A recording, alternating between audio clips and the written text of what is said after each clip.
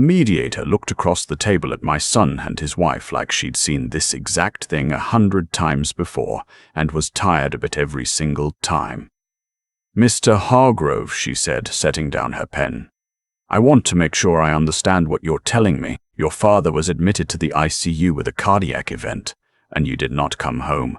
My son, Owen, shifted in his chair, his wife, sitting beside him with her arms crossed and her jaw set like she was the one being wronged here, answered before he could. "We were in Portugal," she said. "We'd been planning that trip for 2 years. Mom, I'm asking your husband." Owen cleared his throat. "The doctors said he was stable." "He was stable," I said, and I couldn't keep it out of my voice. "After 2 days in the cardiac ICU, yes, I was stable. I was also 64 years old, alone, and calling my son from a hospital bed in Memphis." "Dad, you sent flowers." I looked at him. A $40 arrangement from a FTD website, with a card that said, "Hang in there." Like I was having a bad week at the office. The mediator, a woman named Patricia Hollis who'd been doing estate and family disputes for 30 years, held up one hand. "Let's stay focused, Mr. Hargrove. You father challenged your father's updated trust document, claiming he was not of sound mind at the time of signing. Is that correct?" Our attorney advised us that given his health, I'm asking yes or no. "Yes." She turned to me.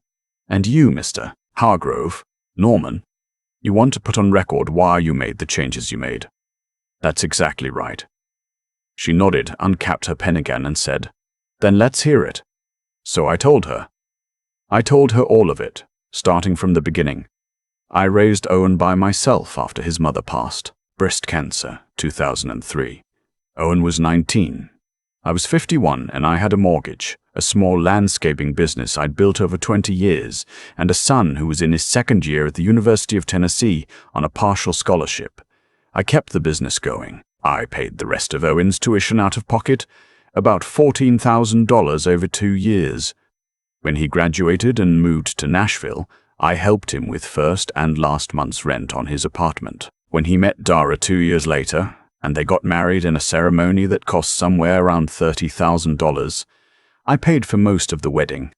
Not because anyone asked me to. Because he was my son and I wanted to. That's important, I think. I want to be clear about something the comment section of my own life would probably misunderstand. I gave willingly. Every dollar. I was proud to do it. I had the money. Not absurd wealth, but enough.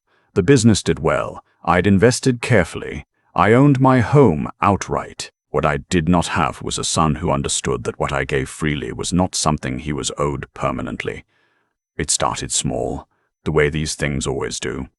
A loan here, help with a car payment there. When Owen and Dara bought their house in Franklin, a nice suburb south of Nashville, nicer than they could actually afford, I helped with the down payment. $60,000. I told him at the time, "This is a gift, not a loan." Because I knew myself, and I knew I'd never be able to collect on it. And I didn't want that between us. Over the next several years, money moved from my account to theirs, with a kind of quiet regularity that I let happen without examining it too closely. Car repairs, a new HVAC unit, a vacation to Cancun when things were tight, another vacation the following year, by the time I actually sat down and added it up, which I did, finally, the spring before my heart attack. I had given or lent my son and his wife somewhere in the neighborhood of $119,000 over 8 years, not including the wedding, not including the down payment. Dara had not worked in 4 years. She'd quit her marketing job when their youngest was born and never went back. Owen had a decent income. He was in pharmaceutical sales, maybe $80,000, $85,000 a year. But they lived like they made twice that. New cars every 3 years, private school for the kids at $14,000 per child per year, a lake house they rented every summer in Norris, Tennessee, that ran $6,000 for the week. I'm not begrudging them a good life. What I'm saying is, they built a life they could only afford because I was quietly filling in the gaps, and somehow along the way, that became the arrangement. Not an arrangement anyone ever said out loud, but an arrangement just the same. When I had the heart attack, I was in my workshop behind the house. I'd sold the landscaping business 2 years earlier. A good sale, fair price, and I'd been doing woodworking as more than a hobby. Custom furniture. It kept my hands busy. My neighbor Gary heard me fall through the open window and called 911. If he hadn't been outside that afternoon, I probably don't make it. I was in the hospital for 6 days, 3 of them in the ICU. Owen landed in Lisbon the morning I was admitted. He had another 11 days of the trip left. I'm not going to pretend I wasn't hurt. I was. I lay in that hospital bed with a portable monitor on my chest, and the particular quiet of 3 a.m. that only exists in hospitals, and I thought about what this moment would have looked like if things were different, if I'd gotten the call that my father was in the cardiac unit. There is no version of that story where I stay on vacation. There's no version where I send flowers. He texted me every day. I'll give him that. He texted and called and told me he loved me and that the doctors said I was doing well and that he'd be home in less than 2 weeks. Dara sent a photo of the kids with the flowers they'd picked out for me, carnations mostly, and the card that said, "Hang in there, Grandpa." My grandchildren were 8 and 6. They didn't pick the flowers.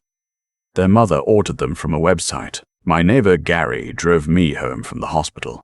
He's 72 and doesn't see well in the dark, but he drove 40 minutes each way because I needed a ride. He's not family. He's just a decent person. Owen came back 11 days later, tanned with a bottle of port wine and a small tile he'd bought at some market in Lisbon. He sat in my living room and told me about the trip for 20 minutes before he asked how I was feeling. I said I was fine. Because what else do you say? Here's what I actually did. While Owen was finishing his vacation, I called my attorney, a man named Stephen Croft, who's handled my affairs for 15 years. I told him I'd had time to think in the hospital and I wanted to update my trust. Stephen wasn't surprised. He's a careful, plain-spoken man who's seen a lot of families dissolve over money, and he tends to say useful things at the right time. What he said when I called was, "Tell me what you want it to look like." What I wanted was simple. I wanted my 2 grandchildren, Miles, 8, and Claire, 6, to each have a funded education trust.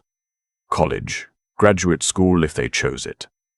The money would go to an independent trustee and would be dispersed directly to institutions, not to Owen or Dara. I wanted my house and the remaining proceeds from the business sale to go to a charitable remainder trust, with distributions to a few organizations I cared about, and the remainder at the end to my grandchildren. I wanted Owen to receive, at my passing, the value of a modest inheritance, roughly what I would have given him if I hadn't been giving him money piecemeal for the last decade. The math, in other words, had already been done, and I stopped the transfers. I'd been sending $2,500 a month for the last 3 years into an account Owen and I shared for family expenses. I stopped the automatic transfer on a Tuesday morning, sitting at my kitchen table with a cup of coffee and my laptop. It took about 4 minutes.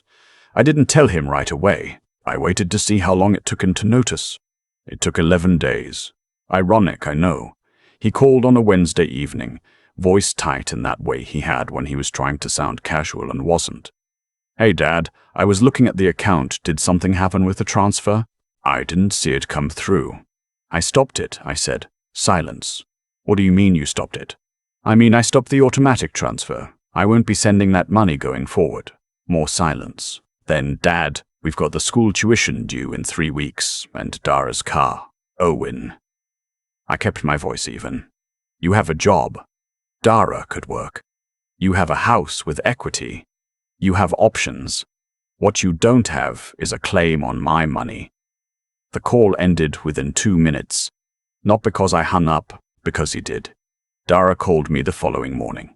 She was not even pretending to be calm. "I don't know what you think you're proving," she said, "but cutting off your own family, Dara, over something that was completely out of our control. Dara." I said it again, steady. "You were in Portugal for 11 days. While I was in the cardiac unit. I am not interested in discussing what you think I'm proving. The transfers are stopped. That's not changing." She said several more things. I let her finish. Then I told her I loved my grandchildren and I hoped she had a good day, and I ended the call. I had 41 missed calls from her number by the end of the week. I listened to every voicemail exactly once, recording them first, because Stephen had told me to document everything, and then I saved them to a folder and did not call back. The weeks that followed had a strange, suspended quality. I planted a new, raised garden bed in the backyard. I drove up to Knoxville to see a friend from the army, a man I'd kept up with for 40 years. I finished a dining table I'd been building from reclaimed oak, sold it to a couple in Germantown for $1,800.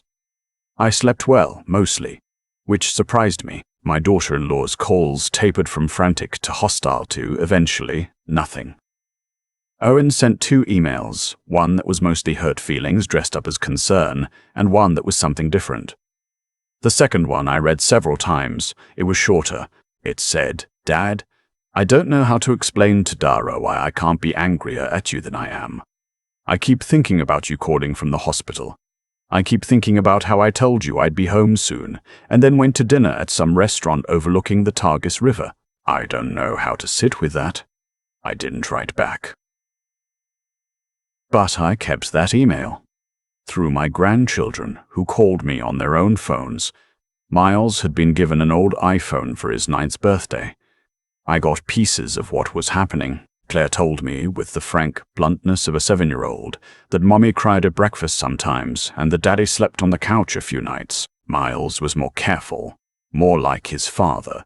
He'd ask how I was doing first, then talk about school, then mention, almost in passing, something he'd overheard. "Grandpa, are you and Dad fighting? We're working some things out. Is it about money? Smart kid. A little bit. But it's between me and your dad. Not something you need to worry about." Dad looked really sad at dinner last night.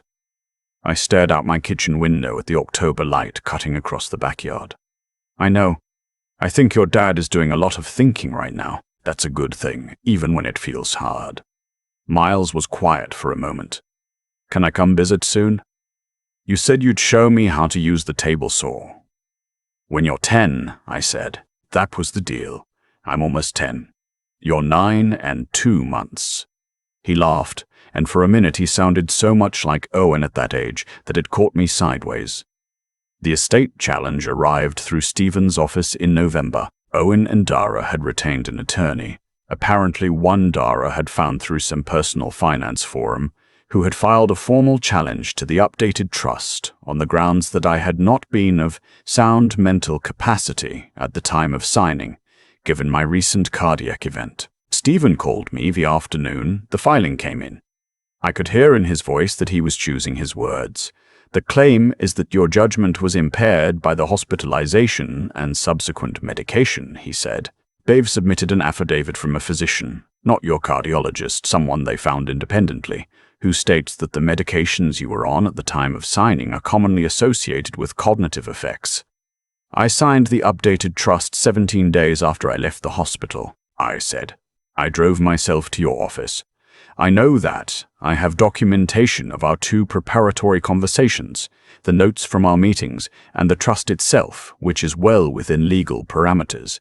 This challenge has very little chance of succeeding, but I want you to know it exists and what it involves." I sat with that for a minute. My son and his wife had found a doctor willing to argue on paper that I'd been out of my mind when I decided to stop giving them money. "How much is this going to cost them?" I asked. "Attorney fees, court costs, the expert witness, probably $15,000 to $20,000, depending on how far they take it." "They don't have $15,000. No," Stephen said. "They probably don't." The mediation was Dara's idea, according to Stephen. She'd apparently decided that a settlement outside of court was better than the alternative, which was watching a mediator explain to them why their case had no merit. I agreed to attend because I wanted it on the record. All of it. Patricia Hollis listened to everything. She reviewed the documents, asked several pointed questions, and at one point looked directly at Dara and said, "You flew to Europe while your father-in-law was in intensive care." "He was stable," Dara said. "You mentioned that," said Patricia. She denied the challenge. Not in those exact words. Mediators don't deny things, but she made clear, methodically and without apparent emotion, that the trust was sound, the claim of incapacity had no basis, and that pursuing litigation would not only fail but could result in a sanctions motion against their attorney for filing a claim without sufficient evidence. Owen didn't say much through most of it. He answered when Patricia spoke to him directly. At one point she asked him whether he had known about the affidavit from the independent physician, and he said, yes. She asked him whether he had read it. He said yes. She asked him whether he believed it. He was quiet for a long moment. No, he said, I don't think I believed it. Dara turned to look at him. He didn't look back. In the parking lot afterward, Stephen walked me to my truck. The November air was sharp and clean, and the trees in the lot were bare-limbed against a white sky. You know they can't pay their legal bills, Stephen said. I know. They may have to sell the Franklin house. That's not something I caused, I said. That's something they built. He nodded. He's known me long enough not to argue with me when I've made a decision I've actually thought through. I drove home on I-40 with the radio off. I thought about Owen sitting in that mediation room saying he didn't believe the affidavit. I thought about the email where he said he didn't know how to sit with what he'd done. There were two Owens in my head, and I didn't know yet which one would turn out to be real. 3 weeks later, my phone rang at 7:15 on a Saturday morning. Owen. I answered. Dad. His voice was different, stripped of something, the careful tone he'd been using for months. Can I come over? You know where I live, I said. He arrived 2 hours later, alone. He sat at my kitchen table with his hands around a mug of coffee, and he looked like a man who hadn't slept well in a long time and had stopped trying to hide it. The Franklin house is going on the market, he said. Monday. We've got about $180,000 in equity. After we pay the legal fees and settle the credit cards, we'll have, I don't know, maybe $90,000. Dara's going back to work. She's already reached out to some people. I didn't say anything. I need you to know something, he said. I didn't want to file that claim. Dara had already retained the attorney before she told me about it. I should have stopped it, and I didn't. That's on me. Yes, I said, it is. I also need you to know that I know, Dad, what I did when you were in the hospital. I've known it since the minute you told me the transfer was stopped. I just didn't.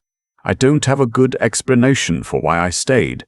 I wanted to believe the doctors when they said stable. I think I wanted a reason to stay because the trip was right there, and I didn't want to lose it, and I told myself a story about it being okay. He looked at the table. It wasn't okay. I let that sit. I'm not here to ask you to change the trust, he said.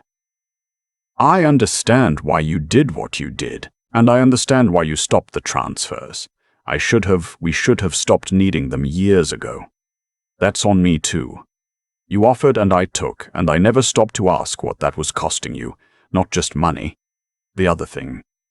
He meant dignity. He didn't say the word, but that's what he meant. What do you want, Owen? He looked up. I just want to know if there's a way back. Not to what it was before. I know that's gone. I mean, I want to be your son again. Without the money in the middle of it. I want Miles and Claire to know their grandfather. I want you to come to Christmas dinner and it not be a transaction. I studied him for a long time. He's 52 years old, my son. He looked like himself. The real version. The one underneath whatever Dara and money and comfort had buried for a while. I'm not changing the trust, I said. I know. And I need you to understand that what you and Dara did, the physician's affidavit, the claim, that was a line. I need time before that's something I can get past. I understand, but I set my mug down. Miles called me last week and asked if we were still going to visit the workshop when he turns 10. I told him yes. I'm holding to that. If you want to come, you're welcome. Something shifted in his face. Not a smile exactly. Something quieter. Yeah, he said, I want to come. Dara and Owen separated in January. She moved to an apartment in Brentwood closer to the marketing firm that had hired her back. It wasn't a dramatic separation. From what Owen told me, no screaming, no ultimatum, just two people who'd been holding a particular shape together for years, and when the money that held the shape collapsed, turned out not to have much else in common. He rented a 2-bedroom in East Nashville. He sent me the address in a text. I sent back, "Good neighborhood. Let me know if you need anything." It was a small thing, but I meant it. Miles and Claire split their time between the two apartments. Miles told me, on one of our Saturday calls, that he actually liked his dad's apartment better because they got pizza more, and there was a dog in the building named Biscuit that he was allowed to pet in the elevator. "You can come visit," I told him. "Any Saturday you want, both of you. Even before I'm 10. The table saw rule still stands. But you can sand things." He thought about this seriously. Sanding seems okay. They came down the following Saturday. Owen drove them 2 hours from Nashville and dropped them off and sat in my driveway for a moment before I went out and knocked on his window and told him to come in and have coffee. The kids would be fine in the workshop for 10 minutes. He looked surprised. Then he got out of the car. We sat at the kitchen table, the same table where he told me the house was going on the market. And we talked for a while about not much. His new apartment, a work trip he had coming up, whether the Titans were going to do anything with their season, the kind of conversation that doesn't mean anything by itself but is what you build other things on. From the workshop I could hear Miles asking Claire to hold something steady, and Claire telling him she was, and Miles saying she wasn't, in exactly the tone of older siblings since the beginning of recorded time. I went out to check on them after a while. Miles had found the hand plane I'd been using on a new project, a hall bench, white oak, and was running his finger along the blade with careful curiosity. "Sharp," I said. He pulled his finger back fast. "Not that sharp," I said, "but sharp enough. Here." I showed him how to hold it, how to push with your body weight behind it, not just your arms, how to feel the grain of the wood and work with it instead of against it. Claire watched from the doorway, then came in and wanted to try too, and I set her up with a smaller block plane and a piece of scrap pine, and for a little while the four of us were just in the workshop together. Owen leaning in the doorway with his hands in his pockets watching his kids, and the smell of sawdust and machine oil in the air, and the thin December light coming through the high windows. It wasn't forgiveness. I haven't gotten there yet, and I don't know when I will, or if I'll get there all the way. What Owen did during those hospital days is not something that dissolves. What he allowed Dara to do with that attorney, that's a thing I have to decide, still, what to do with. But I've learned something over the last year or so, and it's this. You can hold the truth about what someone did and still leave a door open. The two things don't cancel each other out. They're just both true at the same time. The trust stands. The education accounts for Miles and Claire are funded and protected. My house is my house. My workshop is my workshop. My money, what's left of it, will go where I've decided it should go. And on a Saturday in December, my son and my grandchildren were in my workshop, learning how a hand plane works, and for a few hours it felt like something that might, eventually, become something good again. I turned the block plane over in my hand and showed Miles how to read the grain one more time. "You feel that?" I said. He ran his thumb along the wood, nodded slowly.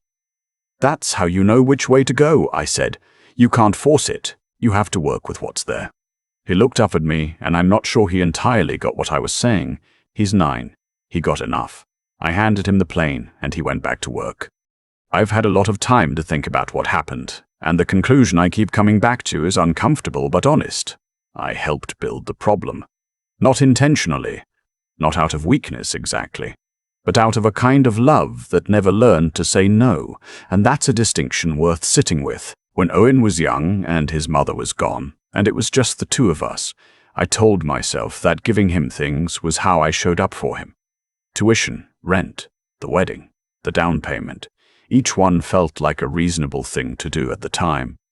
And maybe it was, but somewhere in the years that followed, the giving stopped being occasional and became structural.